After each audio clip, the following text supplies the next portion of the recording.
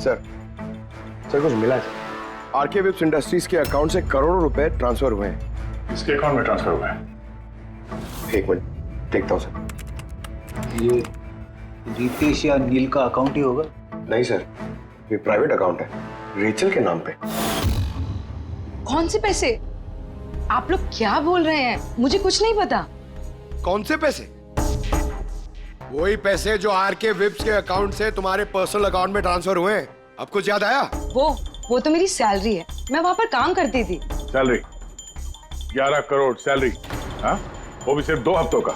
उस हिसाब से तो तुम्हारे महीने की सैलरी 22 करोड़ रुपए हो गई। क्या काम क्या करती हो तुम? ब्लैकमेलिंग का काम। तुम और रितेश मिलकर सुधीर जी को ब्लैकमेल कर रहे थे।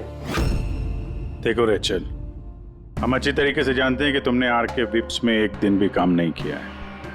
अब सीधे सीधे सच बोलोगी या? रितेश नहीं रहा है, उसके हिस्से की जितनी भी सजा है ना वो तुम्हें ही मिलेगी। ब्लैकमेलिंग और एक्सटॉर्शन की सजा जानती हो तुम?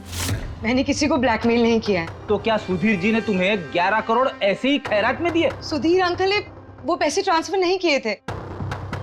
तो फिर किसने किया? मेरे बॉयफ्रेंड रितेश ने।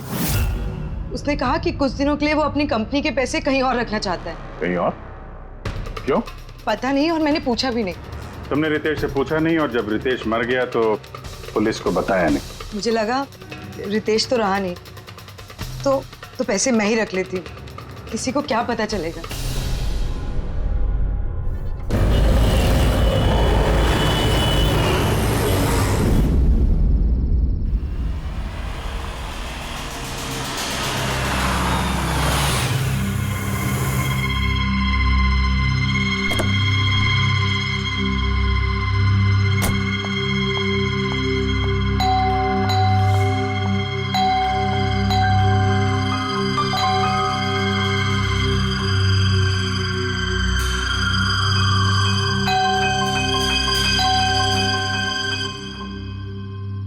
हम लोगों को पार्टी में बुलाकर कहीं सो तो नहीं गया हुआ है?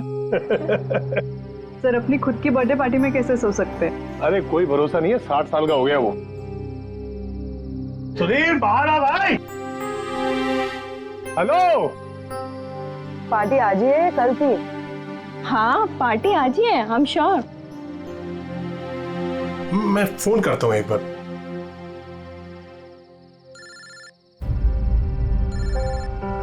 घंटी तो अंदर ही बज रही है, इसका मतलब अंदर ही है। तो फिर अंदर से कोई दरवाजे क्यों नहीं खोल रहे हैं? मैंने कहा ना 60 साल का हो गया, बचपना नहीं गया इसका भी। Sudhir,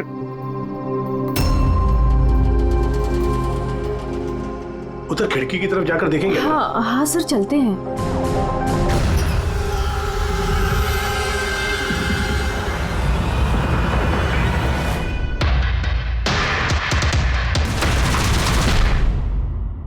emergency medical card. इन्हें बादाम और फिश से एलर्जी थी।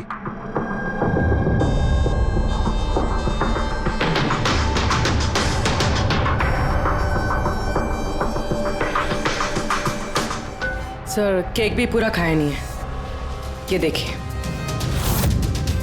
लगता है केक कटने के तुरंत बाद ही इन लोगों की मौत हो गई। निशान नहीं है, सीधे गोली लगी है।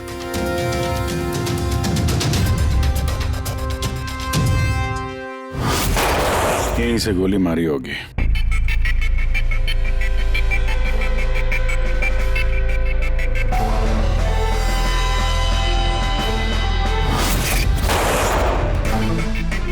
चौथी लाश कहाँ है? अंदर है सर।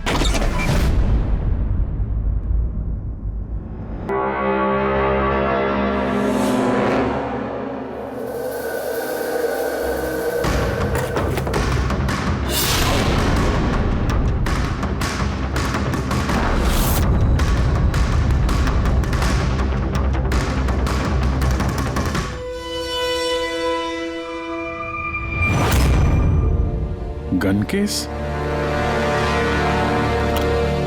गन गायब है।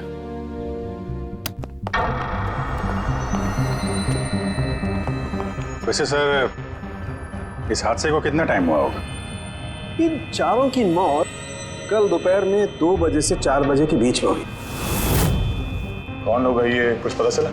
हाँ सर, वो सुधीर जी हैं, आरके विप्स इंडस्ट्रीज के चेयरमैन। वो उनका बड़ा बेटा नील और ये उनका छोटा बेटा रितेश।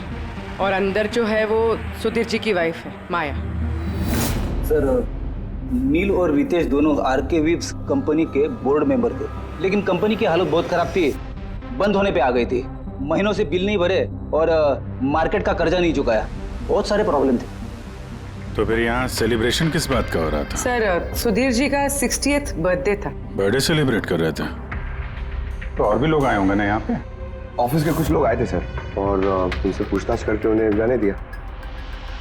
ये सब लोग यहाँ एक साथ रहते थे क्या? नहीं सर, यहाँ पे तो सिर्फ सुधीर जी और माया रहते थे। सुधीर जी ने नील और रितेश के लिए अलग अलग बंगले खरीद के रखे थे, ये दोनों वहीं पे रहते थे। आज तो ये अपने डैड का बर्थडे मनाने के लिए आए थे। सर, शाम को बहुत बड़ी पार्टी होने वाली थी। केक काटने के कुछ मिनट बाद ही सबकी मौत हो गई। पार्टी प्लान करने वाली टीम आई थी यहाँ पर, किसी ने दरवाजा नहीं खोला तो वापस चले। मुझे लगता नहीं कोई बाहर से आया होगा। जो कुछ भी हुआ है इन चारों के बीच में ही हुआ है। नहीं, यहाँ घर में कोई नौकर वोकर तो होगा ना? है ना, नौकर है ना, लेकिन वो गाँव गया। सुधीर जी ने सिर्फ आज के लिए एक सर्वेंट हायर किया था, वो कल सुबह काम करके गया और पार्टी खत्म होने के बाद साफ सफाई करने आने वाला था। पार्टी खत्म होने से पहले ये सब खत्म हो गया। लगता तो ये मर्डर ही है। सॉरी डॉक्टर साहब, पर मुझे ऐसा लगता है कि इन चारों के अलावा यहाँ कोई पांचवा भी था जो बाहर से अंदर आया था। जरा ध्यान से देखो, यहाँ पे कहीं भी हाथापाई के कोई निशान नहीं है और हर चीज अपनी जगह पे है। ऐसा लगता है कि किसी ने केक में कुछ ऐसा मिला दिया था जिसे खा के चारों बेहोश हो गए। उसके बाद वो पांचवा आदमी घर के अंदर घुसा और उसने सबको गोली मारी। ये बस 100% मर्डर ही है। मर्डर और सुसाइड भी। सर, तुम इतने यकीन से कैसे कह सकते हो? सही है। देखो, बाकी तीनों लाशों के पास स्ट्रगल का कोई भी निशान नहीं है सिवाय सुधीर जी के। तो ऐसा लगता है कि जब इनको गोली लगी तो ये जिंदा थे। अगर ये भी केक खा के बाकियों की तरह बेहोश होते तो उनकी तरह ही पड़े रहते। इन्होंने तीनों को गोली मारी और फिर खुदकुशी कर ली, ऐसा लगता है। अगर ऐसी बात है तो जिस गन से गोली चली वो गन कहाँ है? गन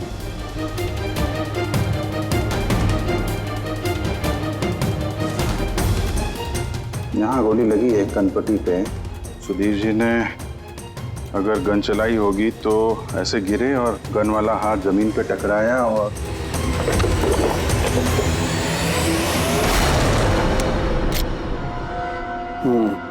ये रही गन। सर, ये देखिए, रितेश का मोबाइल मिला है। सर, उसने केक काटने के बाद ही अपने सोशल प्रोफाइल पे सेल्फी अपलोड की। मैं कह रहा था ना, पांचवा कोई हो ही नहीं सकता है। सर, पता नहीं क्यों मुझे अभी भी शक है। अब शक करना तो अपना काम ही है सर। एक काम करते हैं, जितने भी एविडेंस हैं, जितनी भी चीजें हैं, ब्यूरो लेके चलते हैं, देखते हैं एसीपी सर क्या कहते हैं। गड़बड़ लगती है सब। बस मुझे उन लोगों के पेट में केक के टुकड़े मिले, वो केक जो उन लोगों ने खाया था, और उस केक में सेडेटिव मिला हुआ था, नशीली दवाई। सेडेटिव इन्होंने खाया और बेहोश हो गए। चारों? नहीं, 3, नील, रितेश और माया। मुझे इन तीनों के ही पेट में सिर्फ केक के टुकड़े मिले। मतलब सुधीर जी ने वो केक खाया ही नहीं था? नहीं, सुधीर सिर्फ अकेला था जो गोली लगते वक्त होश में था। क्या सुधीर जी ने अपने बर्थडे पे केक नहीं खाया? नहीं खाया, क्योंकि उस केक में बादाम मिला हुआ था। लेकिन सर, उनके घर वालों को तो पता ही होगा कि उन्हें बादाम से एलर्जी थी। एग्जैक्टली। तो वो ऐसा केक लाई क्यों? अजीब है, बर्थडे सुधीर जी का और केक उन तीनों ने खाया। केक तीनों ने खाया, लेकिन वहां पर जो गन मिली है उसमें से 4 गोलियां चली हैं जो इन चारों को लगी। कमाल की बात यह है कि उस पर सुधीर की उंगलियों के निशान, और वो गन भी सुधीर जी के नाम पे ही रजिस्टर्ड है। तो सुधीर जी ने पहले उन तीनों को गोली मारी, फिर खुदकुशी कर ली। पर क्यों? बर्बादी से बचने के लिए। धंधा डूब रहा था, कर्जे बढ़ रहे थे, इसलिए अपने साथ पूरे फैमिली को भी मार डाला। और क्या वजह हो सकती है? हाँ सर, ऐसा ही लग रहा है। सुधीर जी जानबूझ के वो बादाम वाला केक लाए थे ताकि उन्हें खाना ना पड़े। उसने बाकी तीनों को सेडेटिव डाल के वो बादाम वाला केक खिला दिया और बेहोश होने के बाद उन्हें मार के खुद आत्महत्या कर ली। पूर्वी, वो रितेश ने जो फोटो अपलोड किया था नेट पर, तब लगा उसे। कितने बजे ली थी ये फोटोग्राफ? सर 2:05। और अपलोड किया? सर 2:07। सर मुझे एक बात बता, केक खाने के कितनी देर बाद बेहोश हुए होंगे सब लोग? 20 से 25 मिनट, मतलब 2:30 या 2:35। और अंदाजन मौत का वक्त भी वही है सर, वो 2:30 से 2:45 बजे के बीच। मतलब सब कुछ हुआ है 40 मिनट के अंदर अंदर। 1 मिनट, ये क्या है? ये परछाई कैसी है? ये शैडो? ये चारों तो यहाँ खड़े, तो फिर वहां पे परछाई कैसे आई? वहीं जाकर देखना होगा कि ये शैडो कैसा है। 2:04। पर्दे वर्दे की पोजीशन सेम हो गई ना? बिल्कुल सर। पोजीशन ले लेते हैं। रेडी? 2-2-5 या। अरे इसमें तो कोई परछाई दिख नहीं रही। तो उसमें परछाई कहां से आ गई?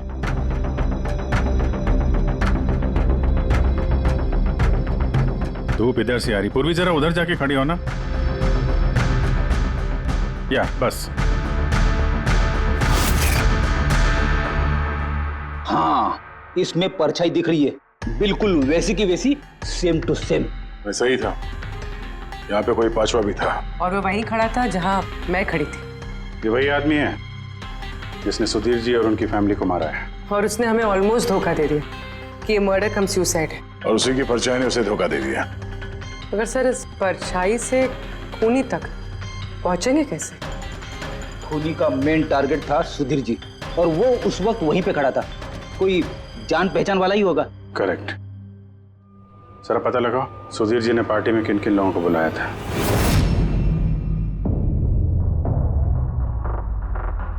सब मैं परी।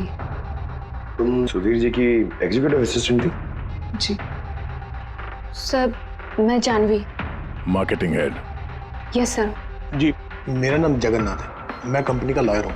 और सुधीर जी के पर्सनल लॉयर भी। जी हाँ, लेकिन आप लोग हमसे क्या जानना चाहते हैं? सुधीर जी की कंपनी में करीब 300 लोग काम करते हैं, लेकिन उन्होंने अपनी पार्टी में सिर्फ आप तीनों को बुलाया। ऐसा क्या खास रिश्ता था आप लोगों का सुधीर जी के साथ? सर मैंने पहले भी कहा है कि मैं उनकी एग्जीक्यूटिव असिस्टेंट थी। तो एक एग्जीक्यूटिव असिस्टेंट के साथ इतने पर्सनल रिलेशंस? सर मैं सिर्फ उनका काम ही नहीं बल्कि उनकी पूरी लाइफ मैनेज करते थे। आई मीन पर्सनल और प्रोफेशनल दोनों।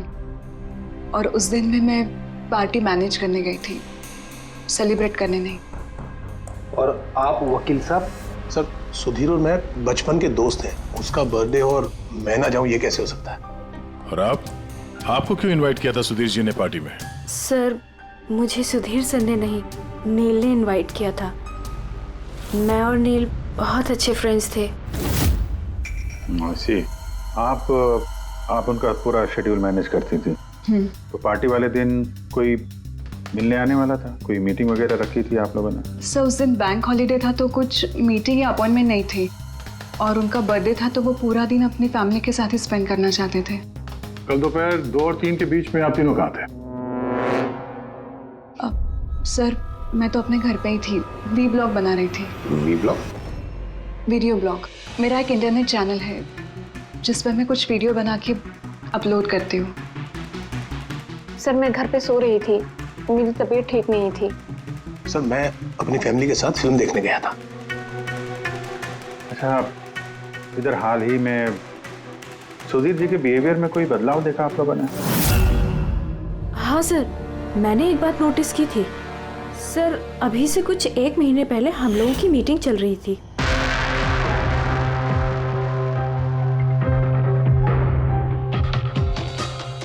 सर क्या बात है, अंदर आ जाओ। ठीक है तुम जाओ।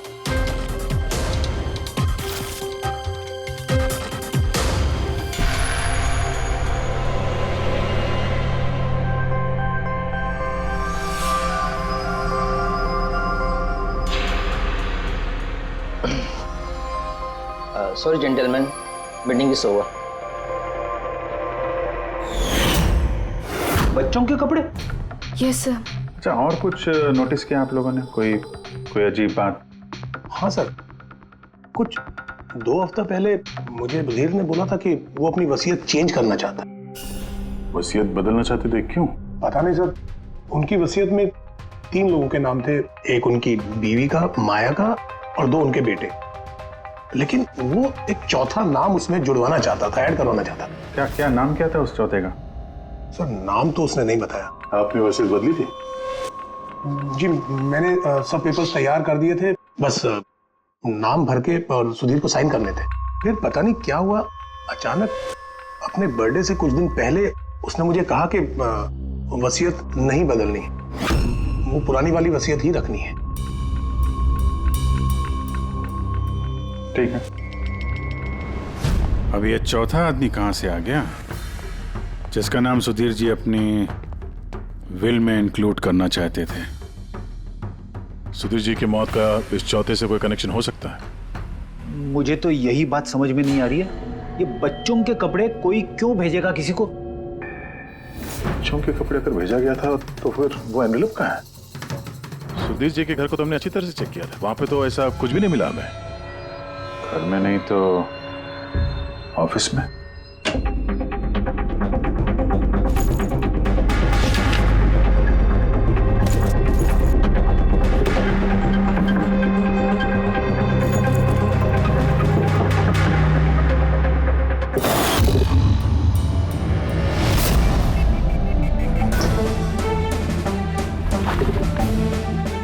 मिल गया।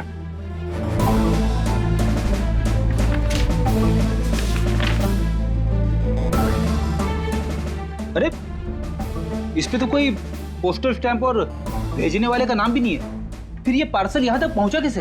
लगता है किसी ने एनवेलप सीधे कंपनी के पोस्ट बॉक्स में डाल दिया।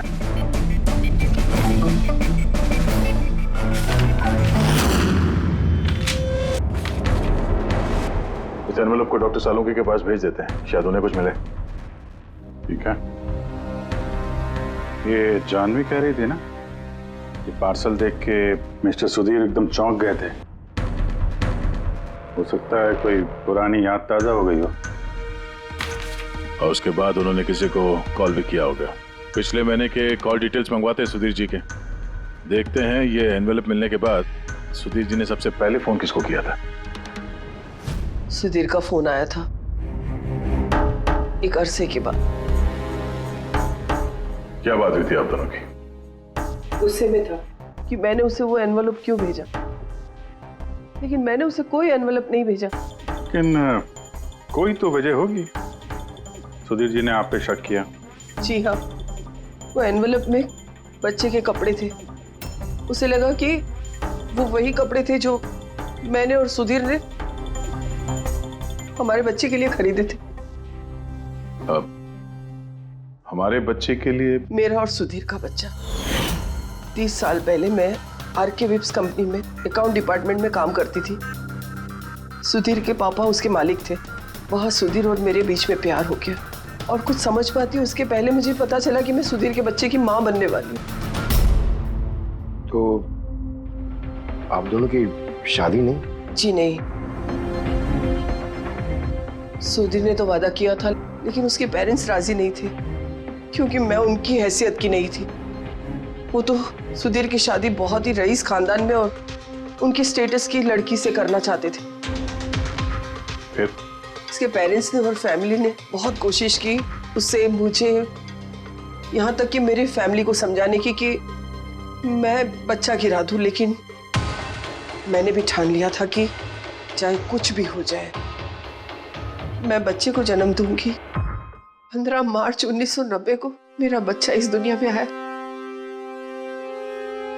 लेकिन आते ही वो मर गया। जिस बच्चे को गोद में खिलाना था, छोटे छोटे कपड़े पहनाने थे, उसे कुछ नहीं कर पाई मैं। मुझे लगा था कि ऐसे वक्त में तो सुधीर मेरे साथ होगा, मेरा साथ देगा, लेकिन उसने तो इसके पहले ही मुझसे बात करने तक छोड़ दी थी। उसी महीने में उससे माया से शादी भी कर ली। तो इसीलिए आपने आज तक शादी नहीं की और यहाँ अकेली रह रही? जी हाँ। सुधीर जी ने आपके साथ जो कुछ भी किया उससे बहुत तकलीफ हुई होगी आपको। बहुत नफरत करती थी आप उनसे? मुझसे ज्यादा नफरत उससे और कौन कर सकता है। उन्होंने आपको आपका हक नहीं दिया तो आपने जायदाद में अपना हिस्सा मांग लिया। जब जायदाद में भी हिस्सा देने से मना कर दिया तो आप गुस्सा हो गई और मार दिया उसे। मैंने उसे नहीं मारा और मैं उसे क्यों मारूंगी। मैं तो चाहती थी कि वो जिंदा रहे और जिंदगी भर तड़पे। जिस दिन सुधीर जी की मौत हुई थी उस दिन 2 से 3 के बीच में आप कहाँ थे? मैं घर पे ही थी। आपके पास कोई विटनेस, कोई गवाह? कोई सबूत नहीं है। हेलो, हाँ सर। ओके सर, हाँ साथ में ही सर, मैं अभी बोलता हूँ जी। Yes sir. सर सालू के सर फोरेंसिक बुला रहे हैं जल्दी, कह रहे हैं कि कुछ दिखाना है। सुनोगे तो यकीन नहीं आएगा बॉस। उस एनवेलप की जब मैंने अच्छी तरह से जांच की तो मुझे फिंगरप्रिंट्स तो किसी के नहीं मिले, लेकिन उस एनवेलप पे से मुझे डीएनए के लिए सैंपल मिल गया। जिस किसी ने भी वो एनवेलप भेजा उसने शायद मुंह से थूक लगा के उसे सील किया है और इसीलिए मुझे उस एनवेलप पर से सलाइवा के ट्रेसेस मिल गए जिससे डीएनए प्रोफाइल बनाया जा सके। लेकिन सर डीएनए टेस्टिंग के लिए तो 4-6 हफ्ते लग जाते हैं। हाँ, और मैं 5 दिन के लिए जा रहा हूँ दिल्ली एक कॉन्फ्रेंस में, लेकिन उससे पहले मैंने कुछ प्राइमरी टेस्ट कर लिए।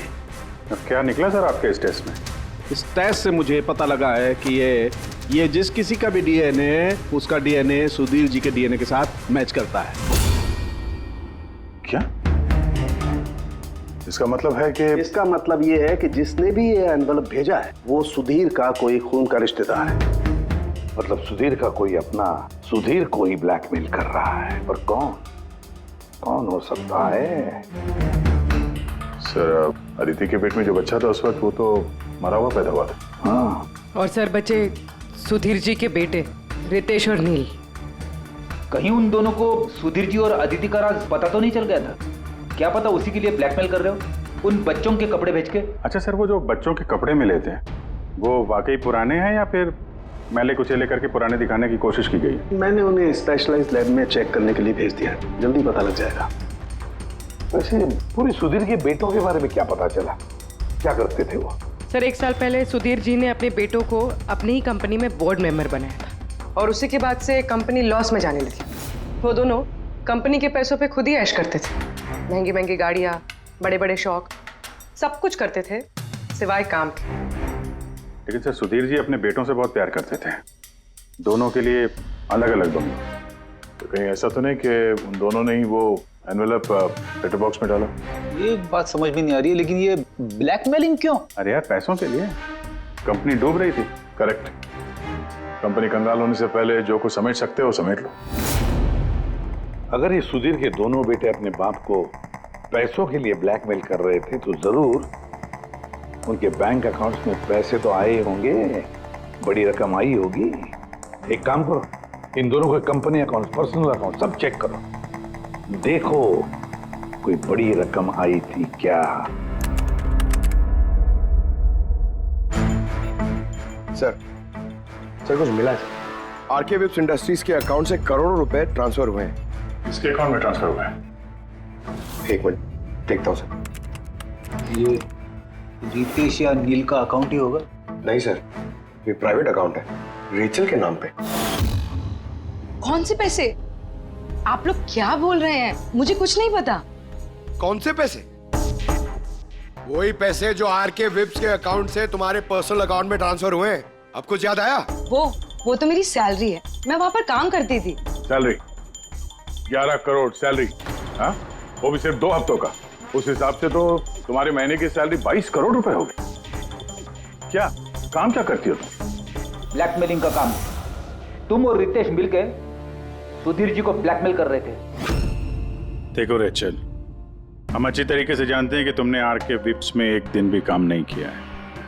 अब सीधे सीधे सच बोलोगी या? रितेश नहीं रहा है, उसके हिस्से की जितनी भी सजा है ना वो तुम्हें ही मिलेगी। ब्लैकमेलिंग और एक्सटॉर्शन की सजा जानती हो तुम? मैंने किसी को ब्लैकमेल नहीं किया है। तो क्या सुधीर जी ने तुम्हें 11 करोड़ ऐसे ही खैरात में दिए? सुधीर अंकल ने वो पैसे ट्रांसफर नहीं किए थे। तो फिर किसने किया? मेरे बॉयफ्रेंड रितेश ने। उसने कहा कि कुछ दिनों के लिए वो अपनी कंपनी के पैसे कहीं और रखना चाहता है। कहीं और? क्यों? पता नहीं और मैंने पूछा भी नहीं। तुमने रितेश से पूछा नहीं, और जब रितेश मर गया तो पुलिस को बताया नहीं। मुझे लगा रितेश तो रहा नहीं, तो पैसे मैं ही रख लेती, किसी को क्या पता चलेगा। हाँ मुझे बेकिंग पसंद है। तो क्या? तो कुछ नहीं, तुमने बादाम वाला केक बनाया था ना सुधीर जी के लिए। जब मुझे पता है कि उनको बादाम से एलर्जी थी, तो मैं उनके लिए बादाम वाला केक क्यों बनाऊंगी? क्योंकि तुम चाहती थी कि वो केक ना खाए, खाते तो बेहोश हो जाते ना। और तुम चाहते थे कि जब तुम उन्हें मारो वो होश में रहे, तड़पे तुम्हारे साथ, गिड़गिड़ाए, है ना? मैं सुधीर अंकल को क्यों मारना चाहूंगी? तुमने केक में सेडेटिव नहीं मिलाया रितेश, नील और माया को मारने के लिए? आप लोग ये सब क्या बोले जा रहे हैं? बस बस, नाटक बंद। तुमने बोला था ना कि तुम उस दिन बीमार थी और घर पर ही थी, कहीं नहीं गई थी। फिर पार्टी में कैसे गई थी? ना पार्टी में। मैं सच में 2-3 बजे तक सो रही थी। फिर मैं जब सोकर उठी तो मुझे लगा कि मैं थोड़ा बेटर फील कर रही हूँ, और इसलिए मैं पार्टी में चली गई। इसमें मैंने क्या गलत किया? अगर तुम 2 से 3 बजे तक सो रही थी तो 2:30 बजे के आसपास जब सुधीर जी की मौत हुई, तब तुम्हारा मोबाइल उनके घर के पास क्या कर रहा था? देखो जानवी, झूठ बोल के कोई फायदा नहीं है। हमने तुम्हारे मोबाइल के रिकॉर्ड चेक किए हैं। जिस वक्त सुधीर जी की मौत हुई तुम्हारे मोबाइल की लोकेशन उनके घर के पास थी। अब सच बताओगी या और टाइम वेस्ट करना है? मैं और नील एक दूसरे से प्यार करते थे। हमने सोचा कि नील के डैड का बर्थडे है, तो हमारे पास अच्छा मौका है उनको सब कुछ बताने के लिए, और इसलिए मैं वहाँ चली गई। वहाँ भटकती रही, नील को कॉल करती रही, घंटों में वहाँ घूमती रही, लेकिन नील का कोई कॉल नहीं आया। मुझे लगा कि शायद नील को मौका नहीं मिल रहा है मुझे कॉल करने का। झूठ! तुम्हें लगा कि नील ने तुम्हें धोखा दे दिया, इसलिए तुमने उसे और उसके पूरे परिवार को मार दिया। ये अच्छी जबरदस्ती है आप लोगों की। अगर मुझे बेकिंग पसंद है तो इसका मतलब ये तो नहीं कि खून मैंने किया है। इंटरनेट पर रेसिपी देखकर केक तो कोई भी बना सकता है। केक बनाना कौन सा मुश्किल काम है? और रितेश की गर्लफ्रेंड रेचल, वो भी तो बेकिंग करती है। आप लोग उससे जाकर क्यों कुछ नहीं पूछते? सबसे पूछेंगे हम, बुलाओ सबको। बड़ा इंटरेस्टिंग केस ही है। ऐसे बहुत कम होता है कि इतने सारे लोगों के पास एक ही आदमी की जान लेने के लिए मौका भी है और मकसद भी। आप लोग फिर से? सर मैं क्यों मारूंगी उनको? आप नील से शादी करना चाहती थी, फैमिली ने मना कर दिया। ये तो बड़ी वजह है खून करने के लिए। और सुधीर जी की फैमिली के लिए तो हैसियत और सोशल स्टेटस बहुत इंपॉर्टेंट था। इसका सबसे बड़ा एग्जाम्पल आदित्य जी। और सुधीर जी ने इसी हैसियत और सोशल स्टेटस के चक्कर में आपकी जिंदगी बर्बाद कर दी, तो आपसे ज्यादा नफरत और किसके दिल में हो सकती है? मेरे लिए पैसों की कोई अहमियत नहीं है, और ना ही मुझे किसी बात का अफसोस है। अफसोस तो तुम्हें भी नहीं होगा रेचल। यहाँ तो 5-5 हजार के लिए लोग मर्डर कर देते हैं, और तुम्हें तो बैठे बिठाए 11 करोड़ मिल गए। और आपके तो हाथ में सुधीर जी ने अपनी लाइफ का रिमोट कंट्रोल दे दिया था ना। आप सब जानती थी उनके बारे में, ये भी जानती थी कि वो अपनी गन कहाँ रखते हैं। देखिए, आप जो कहना चाहते हैं वो कह सकते हैं। मैंने आपको पहले भी बताया कि मैं उस दिन घर पे वीडियो ब्लॉग बना रही थी।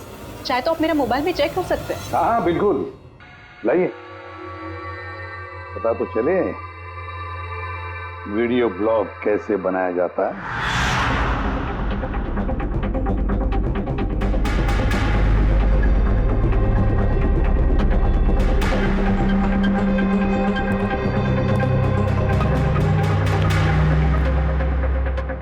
सर, अब तो आपको यकीन आ गया ना कि उस दिन मैं अपने घर पे DIY वीडियो बना रही थी। DIY मतलब? Do it yourself. सर, मैं अपने इंटरनेट चैनल पे लोगों को रोज के काम करने के इजी तरीके बताती हूँ। Do it yourself. सर, हाँ, न्यूज़पेपर देखिए, डेट भी वही है। हाँ है तो वही। यानी वीडियो उसी दिन शूट हुआ है। सर, अपुरे, सर मैंने मेमोरी कार्ड पे डेट और टाइम चेक किया। ये वीडियो उसी दिन बना है, 2 और 4 के बीच बना है। अच्छा। और सर, परी की मोबाइल लोकेशन क्रॉस चेक की हमने, तो पता चला कि उस दिन वो घर पे ही थी। पूर्वी एक काम करो, इन चारों लेडीज को अलग अलग कमरे में बिठाओ। सर चलिए।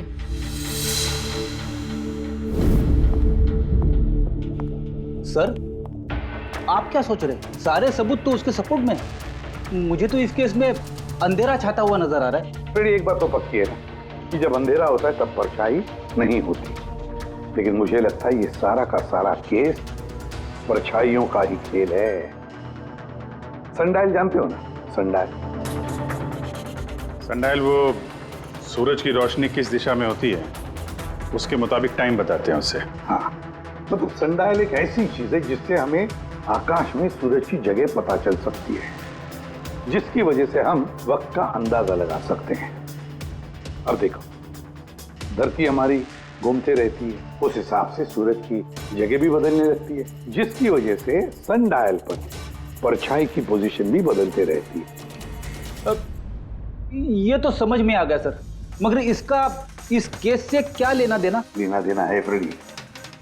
परी, ये सारे सबूत हमने परी से इकट्ठा किए ना, लेकिन परी एक ऐसी व्यक्ति है जो सारे एविडेंसेस को मैनिपुलेट कर सकती है, मेमोरी कार्ड में डेट भी बदल सकती है, सारे एविडेंसेस कंट्रोल कर सकती है, मगर सूरज को कंट्रोल नहीं कर सकती है परी।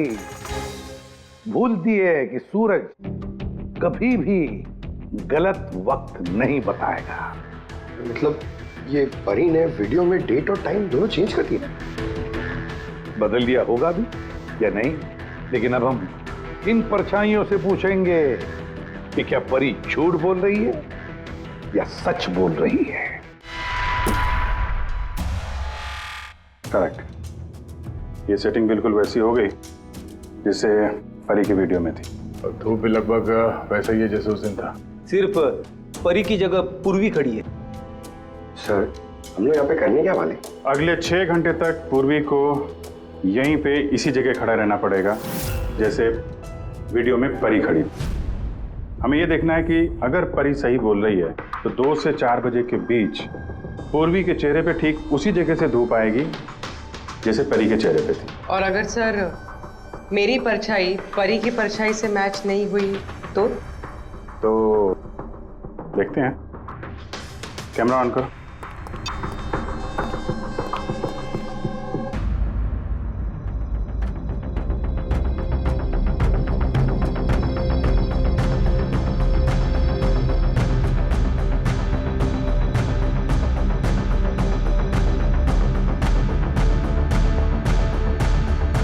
चलो, गुड। ओके पूर्वी, रिलैक्स। सर, क्या है वीडियो में? देखने दो यार।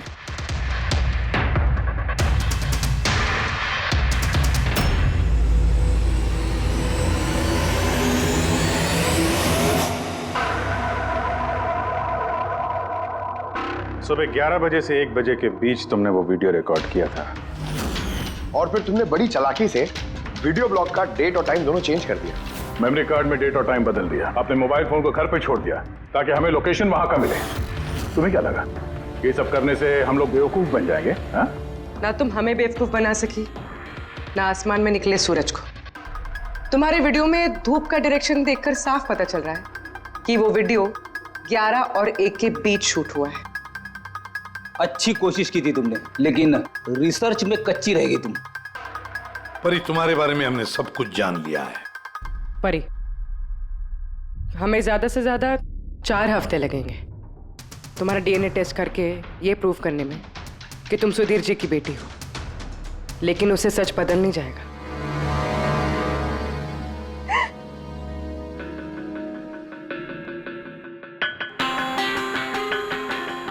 मैं उन्हें मारना नहीं चाहती थी, मैं बिल्कुल उन्हें मारना नहीं चाहती थी। मैं बस इतना चाहती थी कि वो मुझे अपना ले। बचपन से लेकर आज तक मैं अनाथ आश्रम में पली हूँ ना, तो बस एक फैमिली चाहिए थी मुझे। तुम्हें सुधीर जी के बारे में पता कैसे चला? वो मेरे बचपन के कपड़ों की वजह से, उन कपड़ों पर हॉस्पिटल का कार्ड था, वो निकालना भूल गए थे। उसी कार्ड पर पापा का नंबर भी था। मैंने पापा को बहुत ढूंढा था, फिर लास्ट ईयर मुझे उनकी कंपनी के बारे में पता चला। लेकिन तुमने उनकी कंपनी क्यों ज्वाइन की? तुम तो चाहती कहीं भी सुधीर जी से मिलकर बता सकती थी कि तुम उनकी बेटी हो। लेकिन मैं पहले उन्हें जानना चाहती थी, मिलना चाहती थी, फिर धीरे धीरे मुझे पता चला कि वो बुरे इंसान नहीं है, वो दिल के अच्छे हैं। तब मुझे ऐसा लगा कि शायद उस वक्त के हालात खराब होंगे, इसलिए उन्होंने मुझे अनाथ आश्रम में भेज दिया था। मगर अब तो सब ठीक हो गया था ना, अब तो वो मुझे अपना सकते थे ना। तो फिर तुमने उनसे मिलते ही वसीयत में हिस्सा क्यों मांगा? क्योंकि मैं जानना चाहती थी कि उनके लिए इम्पोर्टेंट क्या है, पैसे या मैं। तभी सुधीर जी अपनी वसीयत चेंज करना चाहते थे। हाँ, और ये सुन के मैं बहुत खुश हो गई थी। मगर सुधीर ने अपना फैसला बदल दिया, जो तुमसे सहा नहीं गया। सब उनकी वाइफ और उनके बेटों की वजह से हुआ। उनसे ये बर्दाश्त ही नहीं हो रहा था कि पापा मेरा नाम बिल में ऐड करने की कोशिश कर रहे। मतलब एक बार फिर से सुधीर जी ने तुम्हें अपनाने से मना कर दिया? हाँ, और इस वक्त भी फैमिली की वजह से। वो बिल्कुल भी नहीं बदले थे, वो वैसे ही थे जैसे पहले थे। सेल्फिश, मतलबी, गैर जिम्मेदार। सीधे सीधे हिस्सा नहीं मिला तो उन्हें ब्लैकमेल करना शुरू कर दिया? नहीं, मैंने जब उन्हें पहला एनवेलप भेजा तब मेरा ऐसा कोई इरादा नहीं था। वरना मैं इतनी बेवकूफ नहीं हूं कि एनवेलप अपने खुद के मुंह से सील कर। मैं तो यही उम्मीद करती थी कि एटलीस्ट वो मुझे अपनी फैमिली में एक्सेप्ट कर ले, मेरी खुद की भी फैमिली हो। और इसीलिए अपने पापा की बर्थडे के दिन नशीली दवाई वाला बादाम का केक लेकर उनके घर पे गई।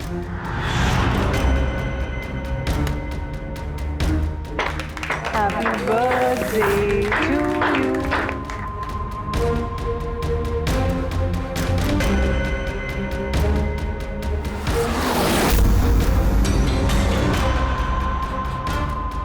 मुझे एलर्जी है।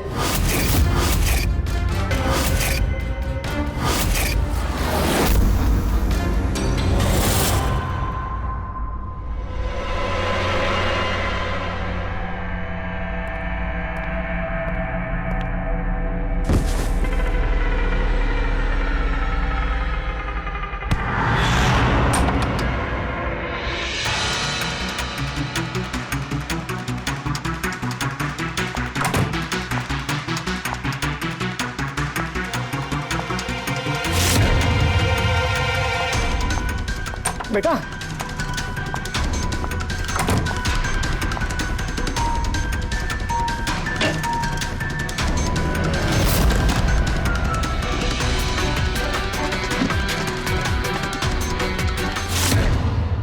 तुम सुधीर जी की पूरी फैमिली खत्म करना चाहती थी ना? तुम्हारा मकसद पूरा हो गया। अब तुम्हारे साथ उनकी फैमिली का आखिरी मेंबर भी खत्म हो जाएगा। जेल जाने से पहले हम तुम्हें किसी से मिलवाना चाहते हैं।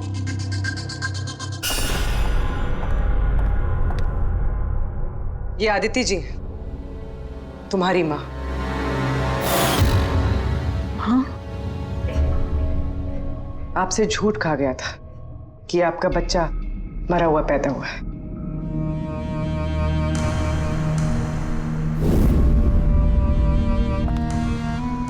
हाँ,